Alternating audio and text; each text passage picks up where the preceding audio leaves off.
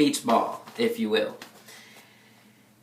And what I'd like you to do is pick up the beach ball and hold it up in front of you. And as you rotate it around, if you hold it vertical, you'll see all the different colors on the beach ball. If you will, just pick your favorite color of the colors that's on here. So for me, it would be red. And when you look at this beach ball and you hold it in front of you, if red's your favorite color, what I urge you to see here is that you can see some of the blue and the white if you're on red. But you can't see any of the yellow, the green, or the orange.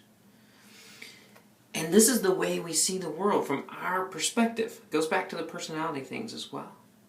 But it's also with our awareness of things. And so we want to change that to where we can see more. It reminds me of when I was teaching a team building exercise. You can put your beach balls down for a second. It was a team building exercise that I was doing with what was called environmental camp. It's a big camp that Michelin puts on here for 6th grade boys and girls once a year in May, coming up pretty soon.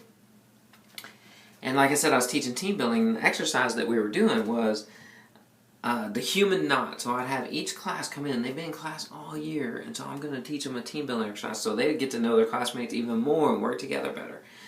And I'd have them come in and cross their arms in a circle and get really close and twist it up and then grab hands. So you had to grab somebody else's hand. You couldn't grab the same person's 2 hands because then you would have a circle within a circle. But details.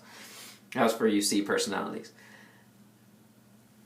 You can imagine 6th grade boys and girls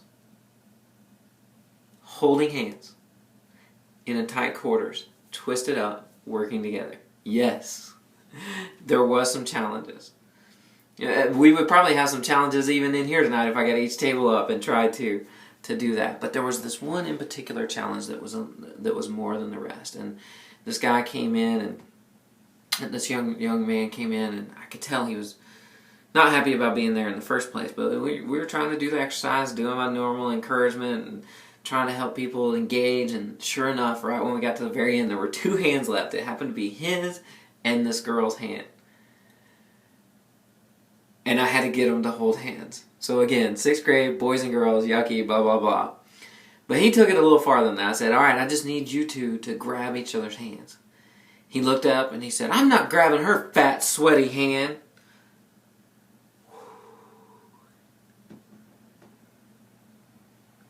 I immediately responded and said, you can't talk that way. Nobody deserves to be talked that way. I need you to step aside. I don't know if you'll be able to continue to be a part of this camp. This camp is a privilege and you may have just lost it. So please step over there. I'll be with you in a minute. And I apologized to the girl and said, I'm sorry. That shouldn't have been said. Let's restart this. Get them engaged. Everybody got a hand. Some other volunteers took over, and I walked over to talk to this young man. And as I was talking to this young man, I started going in from my perspective, the red, and defending this girl and defending what should have happened in there and letting him know that that's not appropriate and it's not tolerated and that's not the way we talk to people and that really could hurt somebody. And then I asked a question. And I said, what makes you think that it's okay to talk that way to somebody?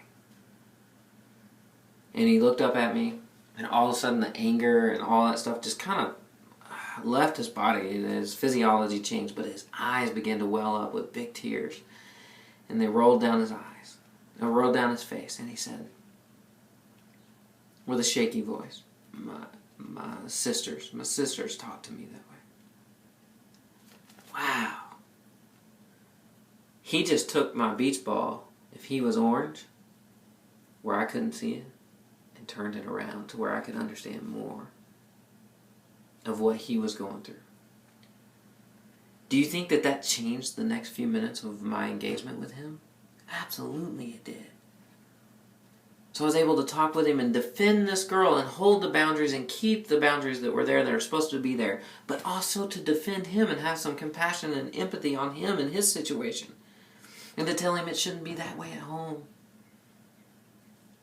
That I'm sorry that this happens, it shouldn't be, and you know as well as I know that you shouldn't say this to other people either. You see, I was able to engage with him at a different level. And then when I can engage with somebody at a different level, I'm going to make a better impact. How many of you think my influence with him, once I understood that and could engage with him on that level, went up?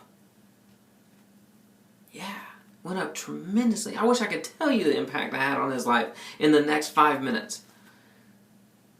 Because I made a greater impact because I could engage differently.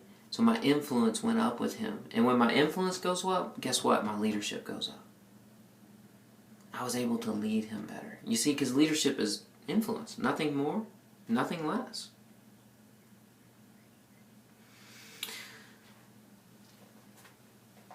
What I've come to understand about this program is that if you take your beach balls, what it's done for you, when it comes to the local government, when it comes to the city, the schools, just all the different things of Ardmore, it's taken your beach ball and turned it on its axis. In all the other 9 sessions, the state and local government, all the things that you went through, it changed your perspective. So now you can see the beach ball with all the colors when it comes to this community, which means you can engage better, which means that you can influence more, which means that you can lead more. Again, leadership is influence, nothing more and nothing less. So this has increased your awareness and your level of engagement in all the different areas. So tonight,